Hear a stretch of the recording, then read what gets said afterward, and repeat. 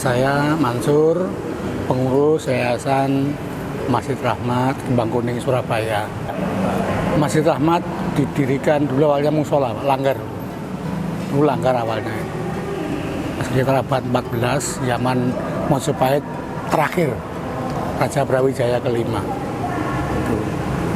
Raden Rahmat yang mana bibinya menjadi selir daripada Brawijaya itu ingin mendakwakan agama di istana, di lingkungan istana, tapi rupa-rupanya sama raja tidak diperkenankan.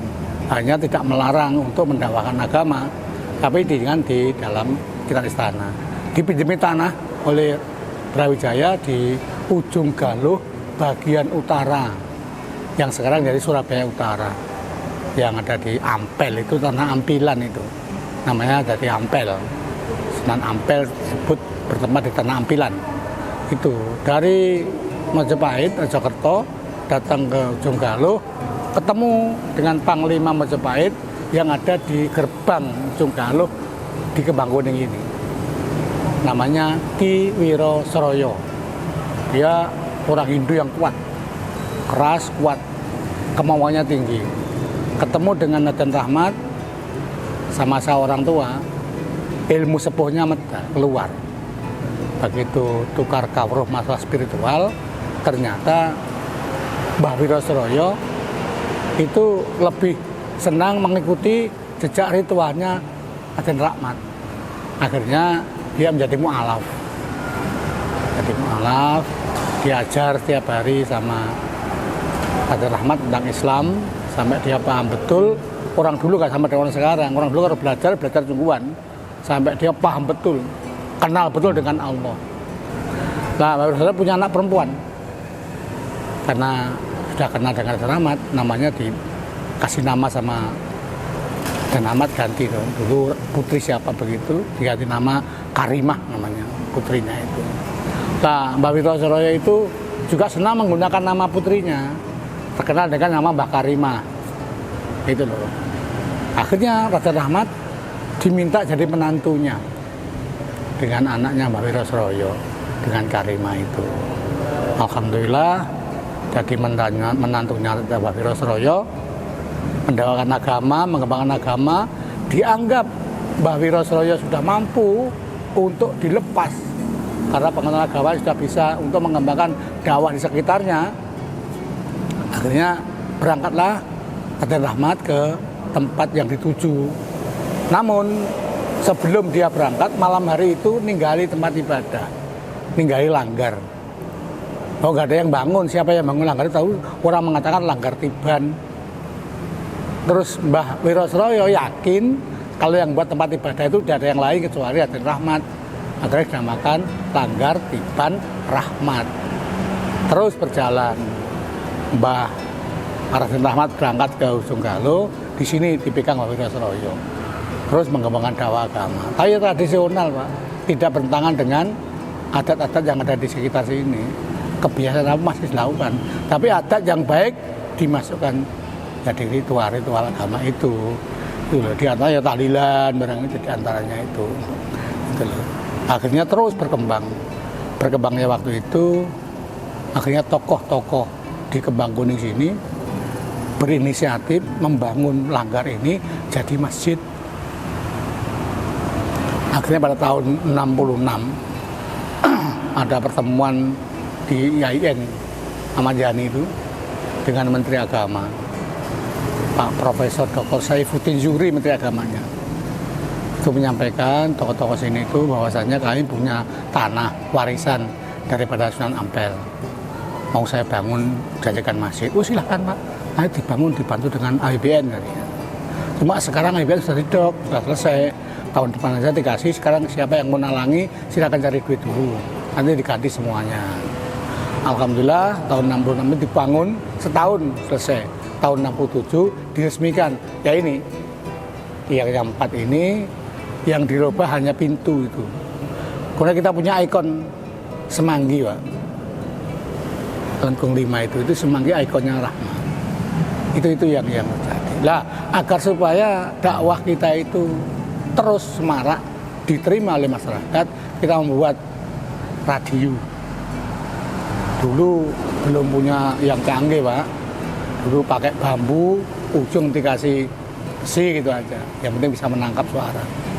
Itu namanya Radio Asmara. Yayasan Masjid Rahmat Asmara namanya waktu itu. Alhamdulillah lama-lama radio itu dicintai masyarakat. Dulu ada pilihan pendengar, lagunya dari musik Awara, punyanya Ida Laila itu yang paling terkenal. Orang sini senang mendengarkan itu. Akhirnya semakin dicintai oleh masyarakat, masjid dan radionya itu. Gitu loh. Kemudian sekolah masih jarang sekolah waktu itu. Akhirnya kita buat sekolah sendiri. Sana pengurus juga ada nggak sekolah DWI. Akhirnya buat sekolah SD Rahmat. Situ itu tempatnya. Berkembang sampai akhirnya dari SMP, Puna TK, dan alhamdulillah muridnya banyak. Sampai hari ini SMP kita itu punya murid sekitar 600 anak. Karena di sini ada isi agamanya. Anak pagi diajak sholat, duha, diajak istighosah di masjid ini. Orang tuanya melihat senang. Akhirnya banyak muridnya. Yang lain mulai kalang kabut, alhamdulillah, rahmat enggak. Itu. Kemudian dakwah yang paling menonjol, yang paling kelihatan itu haulnya Mbah Karimah atau Mbah Wiro Soroyo. Setiap tahun diadakan. Kemarin itu diadakan setelah pandemi, 2 tahun, 3 tahun tidak ada mengadakan. Kemarin belutak kan, Pak. Tamu kita yang datang kemarin sampai 18.000 orang. Semua kita kasih makan dan alhamdulillah juga bisa. Itu yang paling ramai karena ada Ishari, Ikatan Seni Hadrah Republik Indonesia, miliknya NU. Itu kalau sudah Ishari di sini paling seneng, sehingga Ishari terbesar ya di sini. Katanya orang Ishari, ini Riaya yang Rahmat Ishari itu, kalau Mbak Karimah Riaya Ishari, datang semua, mulai dari Banyuwangi sampai ujung paling kulon Jawa Timur, datang semuanya. Tuban, Bojonegoro, Malang, Blitar, datang semuanya, Pak. Madura, datang semua. Bergantian, mulai sore saya menjelang pagi. Itu baru selesai Isharinya. Itu acara terbesarnya. Ada pasar yang di sekitar kita itu ada sekitar 400 stand pasar. Senang dan habis semuanya yang jualan itu. Itu senangnya di sini begitu. Kemudian kita punya yang namanya KJKS. Ya. Koperasi Jasa Keuangan Syariah Rahmat. Kemudian kita kerjasama dengan BRI. Kemarin ada bantuan tiap tahun, Mbak, untuk yang berupa zakat dan sebagainya itu. Kemudian kemarin ada bantuan selama setahun ATM yang isinya beras. Kan kasih ATM, nanti kalau dimasukkan tetap keluar berasnya. Diberikan jamaah kita. Itu nilai-nilai dakwah yang alhamdulillah diterima masyarakat dan berkembang. Kemudian di bulan Ramadan itu mulai awal kemarin kita adakan nisfu Sa'ban ya, separuh bulan Sa'ban. Kita juga mengadakan kegiatan itu. Kalau sudah itu masuk Ramadan kita punya kegiatan banyak.